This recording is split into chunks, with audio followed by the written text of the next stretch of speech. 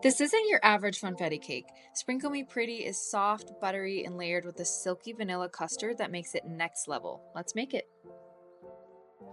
First, get your oven preheated to 350 degrees Fahrenheit or 375 if you're at high elevation. Next, set all of your liquid ingredients out for the cake batter so we can get it to room temperature. Add your flour, sugar, baking powder, and salt to a mixer. You only need to mix this for about 15 seconds just until it's combined.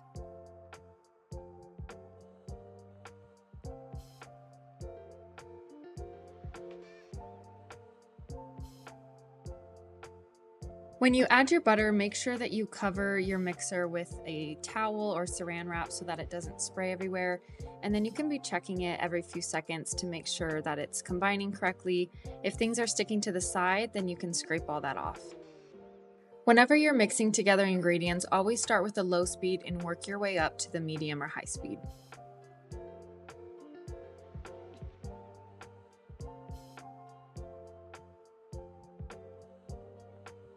You can add your buttercream in 2 separate batches, but even when you're adding the first and second batch, make sure that you have your mixer on low to start and then add it in slowly. Once the buttermilk is combined, stop mixing. If you overmix this, your cake will sink in the middle. Alright, we're down to the last 3 ingredients for the cake mix, so add your oil, your vanilla bean paste, and your sprinkles. I always try to use vanilla bean paste in my cake batter mixes. It gives a richer, more natural flavor, but if you want a more budget-friendly option, you can always use vanilla bean extract, or if you want a whiter cake, you can use clear vanilla extract. Okay, we're getting ready to bake our cake, so we're gonna line our cake pans with parchment paper and a flour-based cake spray. Try to use a food-safe marker if you have one to draw the lines on your cake liners, but if you only have a permanent marker or a pencil, then just make sure to cut inside of that line. To get even baked layers, weigh how much your cake batter weighs in total and then divide that by however many cake pans you have. Let your cake cool about 10 to 20 minutes, and while it's still warm, wrap them in saran wrap and put them in the fridge or the freezer until you're ready to frost.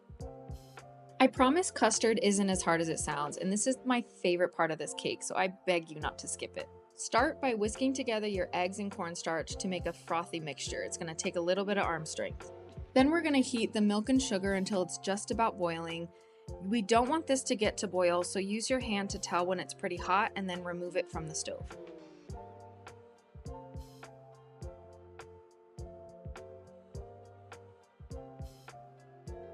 We're going to slowly add this mixture to our eggs so that they're safer to eat without curdling or scrambling them.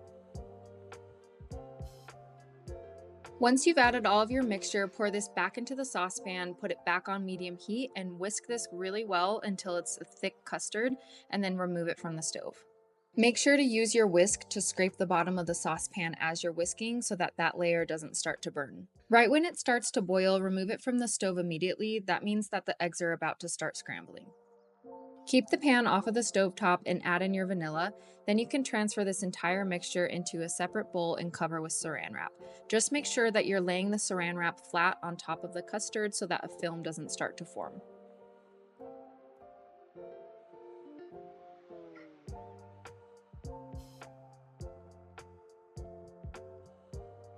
This will go into the fridge until you're ready to use it.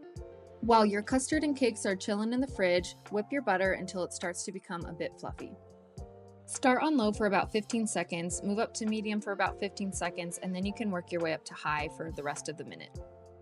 Add your vanilla, salt, and slowly add your powdered sugar. The key here is to add it very, very slowly because it's going to fly everywhere if not. Again, make sure to use your towel or saran wrap so that you don't make as much of a mess. We're going to start on low, work our way to medium, and then keep it on high for a few minutes until it's very bright, white, and fluffy. Now we're ready for my favorite part, which is decorating. If your layers have been in the fridge, you can take them out and cut the tops off. If they've been in the freezer, you're going to need to let them set out for about 20 minutes before we start this process. Whenever you're using any type of filling inside of a cake, especially a tiered cake, you need to have a very, very good outline on each layer. So I'm going to show you here how I'm just putting a nice thick layer around the outside and then putting the custard inside of the middle. As you stack new layers on top, just press down slightly so you can fill any of the holes.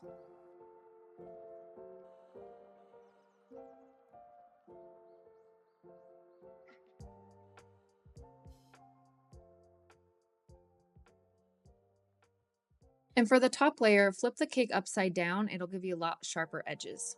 Pop this into the fridge for about 10 minutes, bring it back out to crumb coat it, put it back into the fridge for about 20 minutes, and then you're ready to frost it and decorate.